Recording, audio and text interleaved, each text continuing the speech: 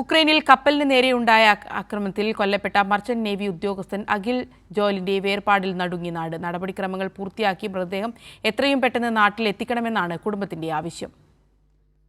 Ukraine Russia യുദ്ധത്തിൽ കപ്പലിന് നേരെയുണ്ടായ ആക്രമണത്തിൽ വെള്ളരിക്കുണ്ടിലെ വാലിപ്ലാക്കൽ അഖിൽ ജോയൻ മരിച്ച വിവരം തിങ്കളാഴ്ചയാണ് കുടുംബത്തെ അറിയിച്ചത്.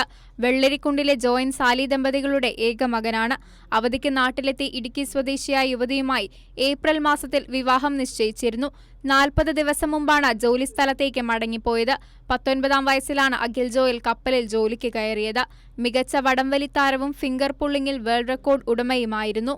അഖിൽ ജോയന്റെ മരണം അക്ഷരാർത്ഥത്തിൽ ഈ നാടിനെ ആകെ ഞെട്ടിച്ചിരിക്കുകയാണ്. ഈ ചെറുപ്പക്കാരൻ വെള്ളരിക്കുണ്ടിലെ എല്ലാ രംഗത്തും എല്ലാ ആളുകളുമായിട്ട് നല്ല ബന്ധത്തിലും കഴിഞ്ഞിരുന്ന ഒരു ആളാണ് അഖിൽ ജോയൻ. കാസർഗോഡ് ജില്ലാ കളക്ടർ അർജുൻ പാണ്ഡ്യൻ വീട്ടിലെത്തി കുടുംബാംഗങ്ങളെ കണ്ടു. മൃതദേഹം അഖിലിന്റേതാണെന്ന് സ്ഥിരീകരിച്ച് സർക്കാരിന് അറിയിപ്പ് ലഭിച്ചിട്ടുണ്ടെന്നും വിദേശകാര്യ മന്ത്രാലയവും നോർക്കയുമായി ബന്ധപ്പെട്ട് മൃതദേഹമുടൻ നാട്ടിലെത്തിക്കാനുള്ള ഇടപെടലുകൾ നടത്തുമെന്നും കളക്ടർ പറഞ്ഞു. അഖിൽ ജോയന്റെ മരണം കൺഫേം ചെയ്തുകൊണ്ടുള്ള മെസ്സേജ് കിട്ടിയിട്ടുണ്ട്. അപ്പോൾ അതിന് എത്രയും വേഗം വീട്ടിലോട്ട് എത്തിക്കാന്നുള്ളതാണ്, ബോഡി എത്തിക്കാന്നുള്ള നടപടിയാണ് സ്വീകരിക്കേണ്ടത്.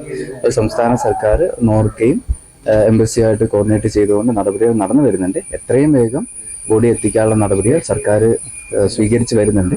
എത്ര വേഗം വാറുമായിട്ട് ബന്ധപ്പെട്ട് മരിച്ചാൽ കുറച്ച് പ്രൊസീജിയേഴ്സ് അവിടെ ചെയ്യാനുണ്ട്.